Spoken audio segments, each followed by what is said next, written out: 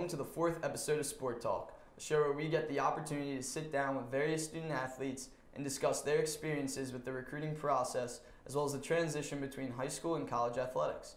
I'm your host, Scott Kiewe. He was named All-County 3 years in a row at Meade High School.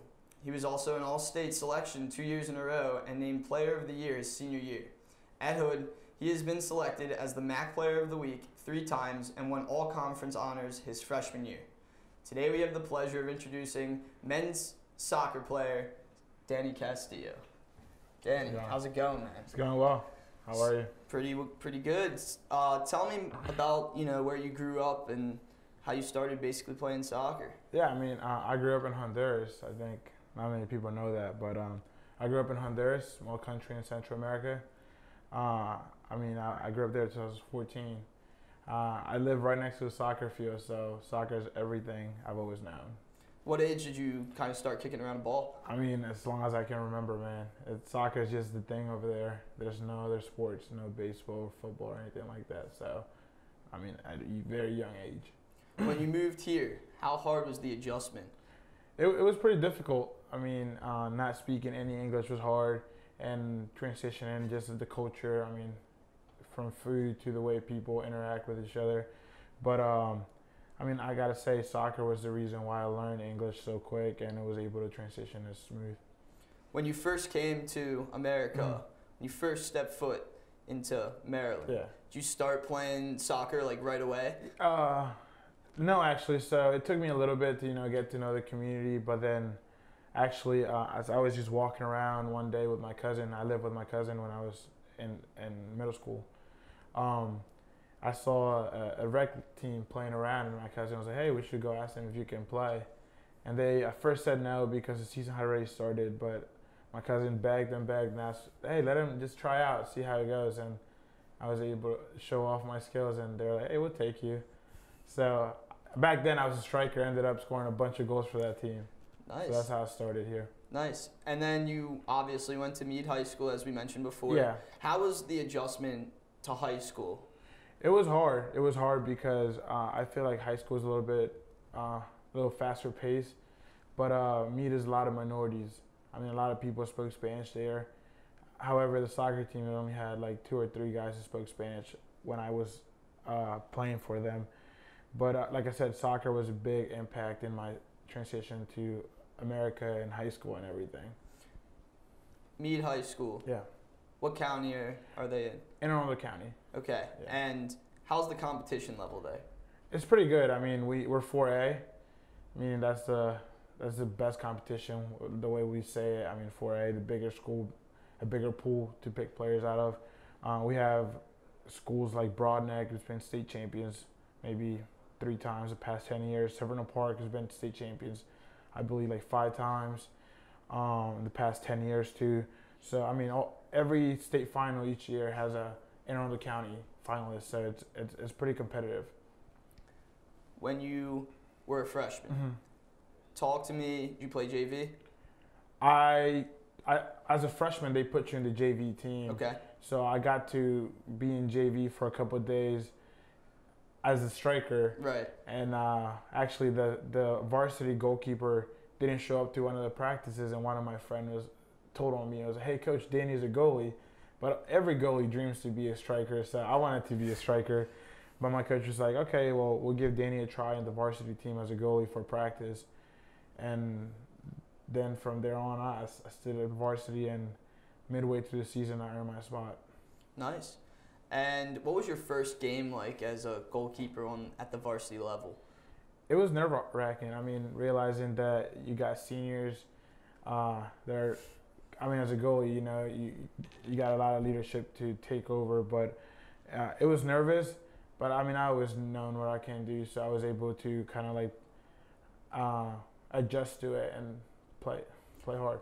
Some of the accomplishments that we discussed, tell me about what those accomplishments mean to you. All-state honors, all-conference honors. Yeah, they mean a lot, but I think ultimately I appreciate my team. For example, Irvin, who's here with me now, I feel like he never really got recognition because he's a center back. If you don't score goals, you don't get any any attention. Goalies get some attention. I mean, they mean a lot to me. Being named Player of the Year my senior year was huge, just because reading the article and realizing that goalkeepers usually never get that. But realizing that I made that much impact in the county to be named Player of the Year was big for me. All-State was big for me too, because they have an All-State game at the end of the year, and being able to play with people who are going to play Division I, kids who are possibly going to be playing pro was pretty nice. It's pretty big. So when you were coming to Hood, what kind of ran through your mind with the recruiting process? How did you end up seeing Hood? How did Hood end up seeing you? Yeah, funny story actually. The way Hood and I met kind of was through Coach Connor, now the women's coach. He was coaching the team that Clay Smith was in, actually. We were playing against Clay Smith, and Coach Connor emailed me afterwards and was like, "Hey, what are you doing?" And at the time, I was getting a couple looks. I mean, by a lot of teams in the conference, like Lycoming and Arcadia, a couple of D1 looks, but nothing big, like Longwood. I was talking to UMBC a little bit, but at the time, I wanted to. It came more to like, do I like the school? Is this somewhere where I'm going to go and make an impact? So that's how Hood came about, Coach Connor. And I mean, I got to tell you, man, he's a great recruiter. That guy can recruit.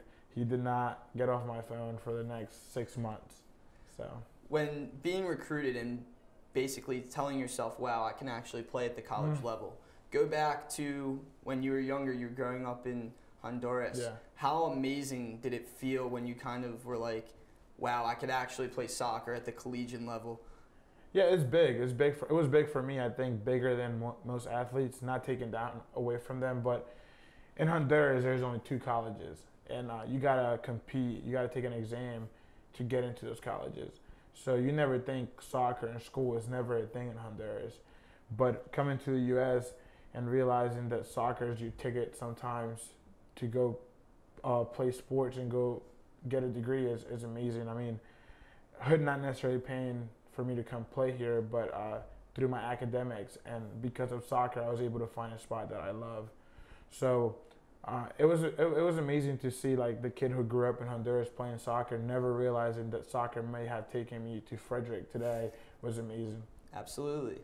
So now that you're here, what was it besides Coach Connor that really attracted you to Hood? Like when you stepped on campus, was there anything that kind of made you feel like, wow, this is definitely going to be my home for the next 4 years? Yeah, I mean, obviously Frederick's a great place to be in. A lot of schools have everything. They have better facilities than us and everything, but they don't have the community as tight as Frederick is. So I think realizing that I could walk off campus and people are very welcoming. Lastly, too, I went into a classroom for the business program back then, and I had I believe it was Dr. Van Winter, and like seeing that guy teach that class with as much passion as he did made me realize this is where I want to be, because I did go to Lycoming too, and it wasn't the same. I mean, I didn't like the town or anything. So now, what are you looking to major in? I mean, you're a senior now, so you definitely have declared your major. Yeah. What are you majoring in? I'm a business major with a concentration in marketing and double major with Spanish. So what are you planning on doing after? I'm not quite sure yet. I think I'm gonna, because of my injury, I think I'll be coming back next year as a grad student. I think we're hoping to get my year back and being able to come back and get my MBA. Awesome. Thank you very much for taking the time to chat with me. No problem, man. Thank you. Awesome. This concludes the 4th episode of Sport Talk. I want to thank my guest again, Danny Castillo, for joining me on the show. We hope to see you next time.